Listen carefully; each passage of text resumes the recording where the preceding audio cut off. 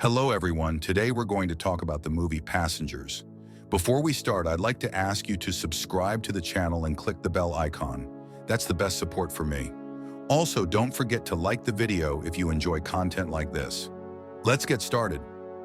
The movie begins by showing an empty spaceship operating on autopilot. All the passengers and crew are in hibernation pods. The ship passes through an asteroid field, and after a collision, it sustains some damage.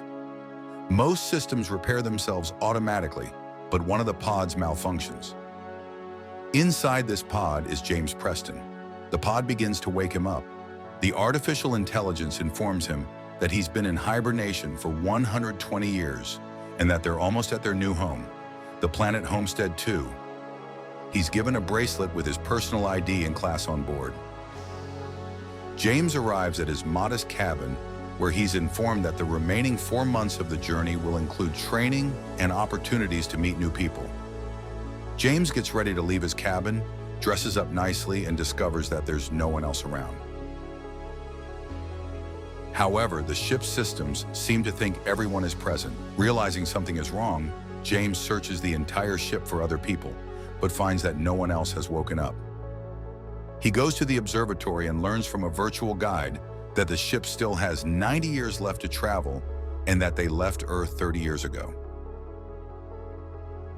James records a message for support on Earth, but it will take 19 years to be delivered and another 55 years to get a response.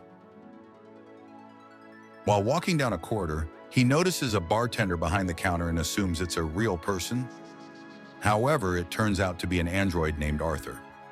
James asks him what to do if a hibernation pod malfunctions, but Arthur replies that such a thing is impossible since the pods are highly reliable.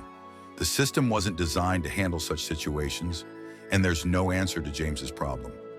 James, being a regular engineer, has access only to the simplest food rations. He finds a manual for the hibernation pods and tries to fix his, but of course it doesn't work. He attempts to break into the crew section, but the door is impenetrable. By James's growing beard, we can tell that some time has passed. Meanwhile, the ship starts experiencing glitches, and various systems begin to malfunction. James talks to his new and only friend, Arthur.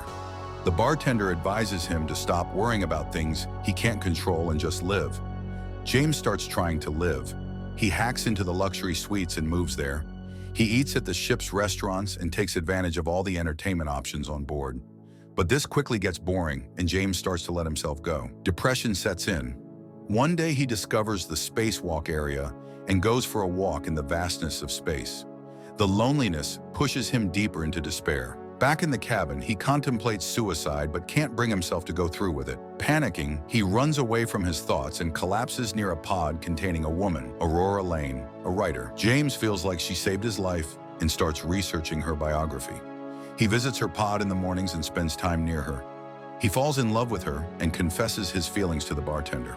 Remembering that he's a skilled engineer, Jim comes up with a terrible idea. He goes to Arthur and asks, "If you were stranded alone on an island, would you wish for someone to join you, knowing that you'd both remain stuck there forever?" Arthur replies that he doesn't know since he's never been on an island. Jim then tells Arthur that he knows how to wake Aurora up. Arthur thinks that's a good idea, saying it wouldn't hurt to have a friend. But Jim clarifies that if he does this, Aurora will be stuck on the ship forever. Arthur then says that in such a case, it wouldn't be right to wake her up. Jim tries to convince himself not to go through with it. He tries to forget about her and the idea, realizing it would be a terrible thing to do. But he fails to cope with the loneliness and eventually sabotages Aurora's pod, waking her up. When Aurora wakes, Jim greets her and tells her that no one else has woken up and that he's been alone on the ship for a year. He explains that there are still 89 years left until they reach their destination, but leaves out the part where he was the one who woke her up. Aurora begins to panic, but Jim calms her down as best as he can. He also asks Arthur not to tell Aurora the truth about what he did. The next morning, Aurora argues with the ship's AI,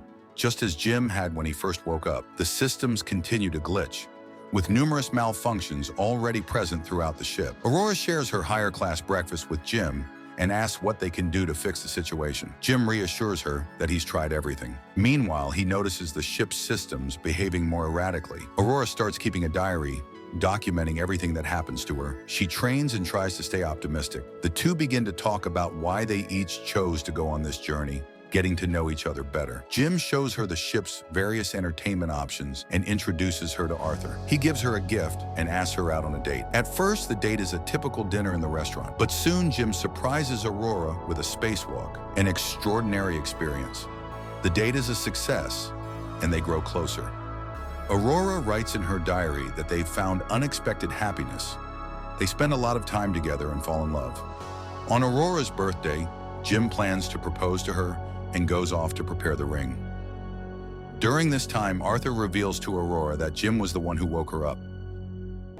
Jim confesses to what he did, and Aurora is so shocked that she becomes physically ill.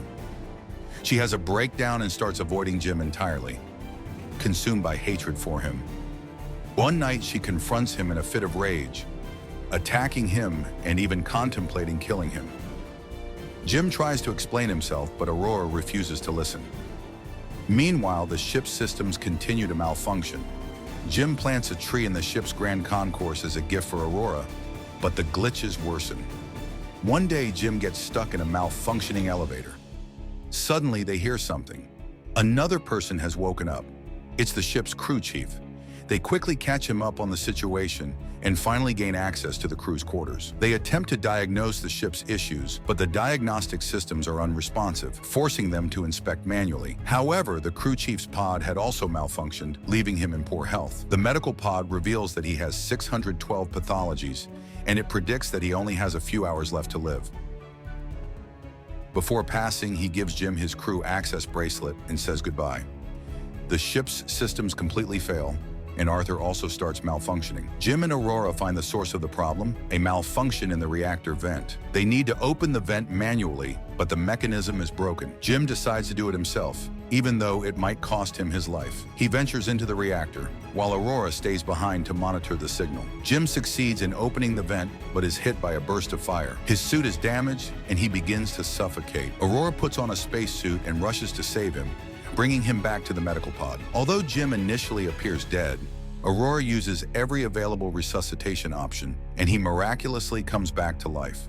The ship is saved, and they manage to repair Arthur. Jim learns that the medical pod has a function that could put someone back into hibernation. He offers Aurora the chance to use it, but she declines, choosing to spend her life with him on the ship. The movie ends with the rest of the passengers and crew waking up years later. They discover the legacy of the life Jim and Aurora built together during their decades aboard the ship. That's the end of the movie. Let me know in the comments what you think about it and rate it from 1 to 10. Don't forget to subscribe to the channel, like the video, and click the bell icon. That's the best support for us.